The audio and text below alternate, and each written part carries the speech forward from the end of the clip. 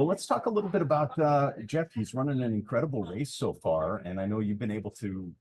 One of the cool things about the Yukon Quest, you can kind of keep in touch a little bit via text or some way that way. What's it been like kind of communicating with him while he's out there? I haven't honestly talked to him very much. I saw him when he was in Central, but I didn't go to Circle to handle for him. We sent our handlers out there instead, and they had a fun time out there in Circle. So the most that I got to talk to him was there in Central, which of course was still pretty early on in the race. He had just gone over Rosebud and then Eagle Summit. And so we talked just a lot about that. And then he had Birch Creek coming up and the Jumble Ice. So I was sort of talking to him in the middle of him just dealing with all the technical parts of the trail. I did get to text with him a little bit last night as he had gotten into Eagle. He had just eaten and was getting ready to lay down and rest. And he just sent me a couple text messages to say that everything was good and the team looked great. But he told me before he left on this race that he wasn't going to spend a lot of time riding home. And that's okay. In my experience with him, no news is good news. I don't usually want to hear from him when he's out there. Well, very good, very good. When you talk to him a little bit, you're talking some strategy on the Facebook page there. Has he done anything that surprised you at all? I think the only thing that really surprised me was that he had planned to stop at Slavens. You may know that Slavens Roadhouse is a very historical landmark out there on the Yukon. Very cool, lots of great quest memories and stories out there at Slavens.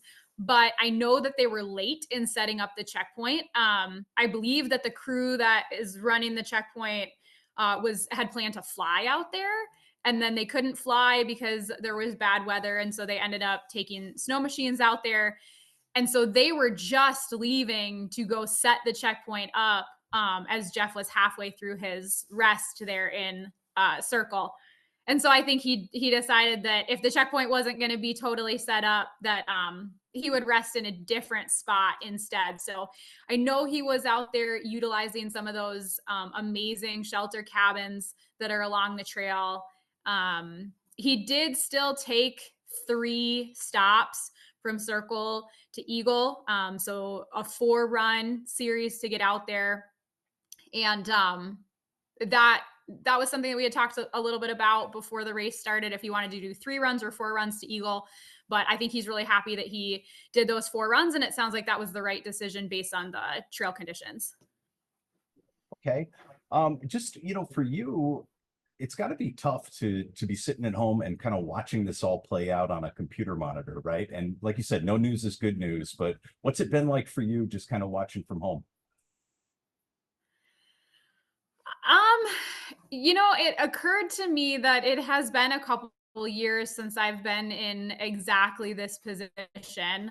Um, this year we ran the Copper Basin together. Last year we were both on the Iditarod Trail. Jeff was racing and I was reporting, so I was very distracted just with my job that I was supposed to be doing. And then of course I ran Iditarod in 23 and 22. So it's been, I guess the last time I followed him on the tracker was the Kuskokwim 300 in January of 23. So it's been a couple years since I've been in this position, and it does not get easier.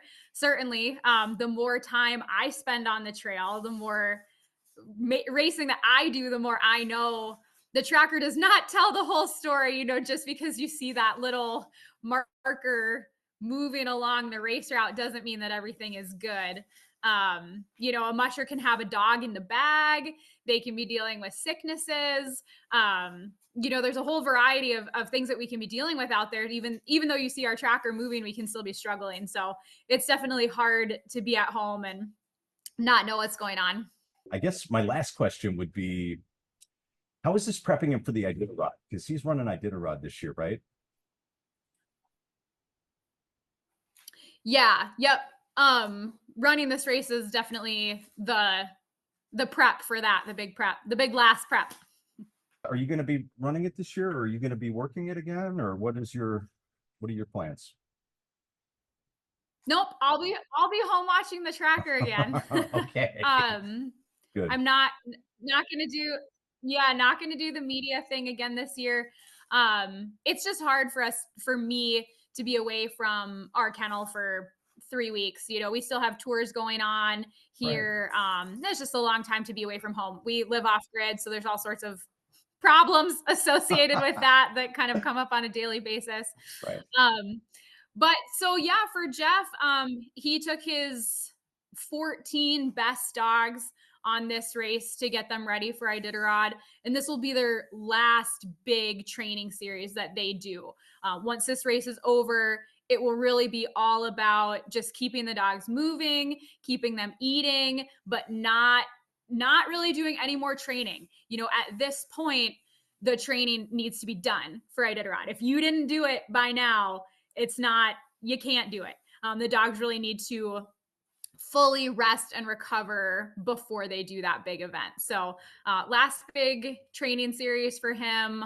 He'll be proofing, you know, those 14 dogs. And then I still have a group of 10 here at home that I'm still keeping training and moving. And then he will take a few of those dogs on his Iditarod team as well. Right. Well, thank you for the insight, Katie. Really appreciate you, and we'll let you get back to the tracker. Yeah, thanks a lot. All right.